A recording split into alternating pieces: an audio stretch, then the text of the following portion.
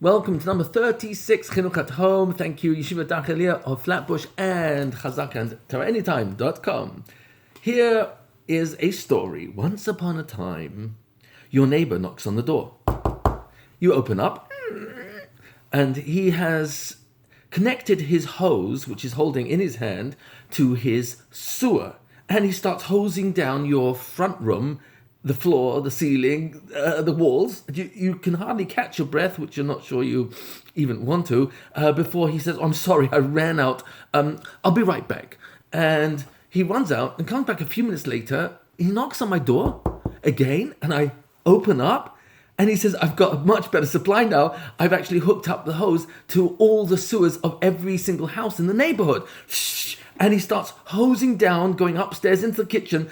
And he runs out just before he gets to all the bedrooms and the basement. And he says, no, I'm really sorry. I'll solve it. I'll be back soon. He runs out of the house and he comes back about an hour later. I foolishly open up the door as soon as he knocks. And this time he says with a huge smile, you don't have any worries. I'm now hooked up to the worldwide network of waste so that the sewer locally has been permanently connected to the whole sewer of every single neighborhood in the nation and all the other nations. So we've got a global supply, constant, of waste coming into your home. And he starts hosing down my entire house. Question to ask your child. Would you let this person get away with that? And if you say, what are you doing? And he says, well, I'm connecting you to the WWWWWCON. WWWW. There's supposed to be 3 W's. Why are there 4? So, it's the World Wide Web of Waste. .con. Would I let any person's opinion, whoever they are, just enter my mind? And if I do I have a filter? Have I learned enough Torah to be able to distinguish between right and wrong, good and bad, what's true, what's false? And if I have a constant flow that's coming into my mind, just only a few hours a day, checking on all the rubbish and sometimes filth that's coming in from all around the world, help my child now understand what they think the metaphor is really about. And if this person who just came into your house says, look, we've got networks now that provide in real time all the garbage and rubbish that they've either invented or is opinions of people that are not being vetted or filtered, and it's available for you in real time, why would I want that? So comes along the Torah and tells me 3,332 years ago, V'nishmata mikol davara. Guard yourself from anything that's negative. Actually, the Torah is speaking there about hirhurim.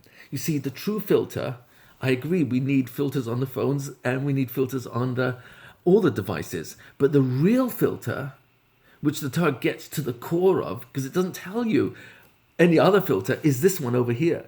V'nishmata mikol davara. It's a pasuk in Dvarim, Perek Chaf, pasuk Yud.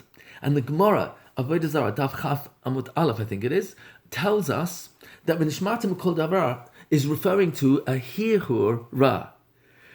Guard your mind from what is ra, but I've got to know it's ra. And the problem with the Satan, the problem with the Nachash, is that he's called Arum. Arum means naked. Arum means cunning. Arum means manipulative. Arum means shrewd. Arum is referring to a groomer, someone who himself is going to strip me of my liberty, my ability to think for myself. This is more for older kids, what I'm sharing with you today. Help children understand that the power of the media is super subtle. We become desensitized the more we are exposed to it, and now that it's almost impossible to avoid it, we're all in our homes, and the only best way to communicate is through WhatsApp and Zoom, etc. It's almost impossible to avoid being connected to the World Wide Web. Web. Isn't that a word that's very endearing? Or I don't want to be caught in a web. That's associated with spiders who are trying to catch their prey and eat them. They don't always necessarily wait till they're dead. They eat them while they're still alive. Why would I choose such an interesting word? Well, the network. A net is for trapping. Well, that's exactly the point. It's camouflaged.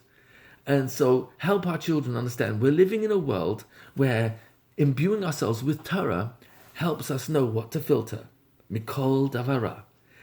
If you want more on this, check out Hilchos Deos, Perek Vav, Halacha Aleph, and see there the influence and power of our surroundings to actually shape our minds, shape our behavior. It's all there, just in one or two halachas. Check it out. Have a wonderful Shabbos.